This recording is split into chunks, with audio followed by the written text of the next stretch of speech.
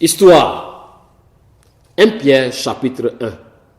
Pierre, apôtre de Jésus-Christ, à ceux qui sont étrangers et dispersés dans le Pont, la Galatie, la Cappadoce, l'Asie et la Bithynie, et qui sont élus selon la prescience de Dieu le Père par la sanctification de l'Esprit, afin qu'ils deviennent obéissants et qu'ils participent à l'aspersion du sang de Jésus-Christ.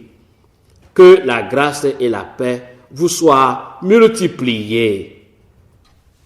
C'est pourquoi, saignez les reins de votre entendement, soyez sobres et ayez une entière espérance dans la grâce qui vous sera apportée lorsque Jésus-Christ apparaîtra. Comme des enfants obéissants, ne vous conformez pas aux convoitises que vous aviez autrefois quand vous étiez dans l'ignorance. Mais puisque celui qui vous a appelé est saint, vous aussi soyez saints dans toute votre conduite selon qu'il est écrit. Vous serez saints car je suis saint.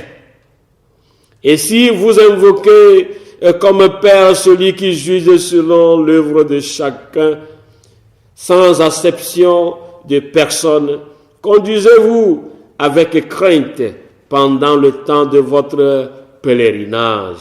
Sachez que ce n'est pas par des choses périssables, par de l'argent ou de l'or, que vous avez été rachetés de la vaine manière de vivre que vous avez hérité de vos pères, mais par le sang précieux de Christ, comme d'un agneau sans défaut et sans tache, prédestiné avant la fondation du monde et manifesté à la fin des temps à cause de vous, et qui par lui croyez en Dieu, lequel l'a ressuscité des morts et lui a donné la gloire, en sorte que votre foi et votre espérance reposent sur Dieu.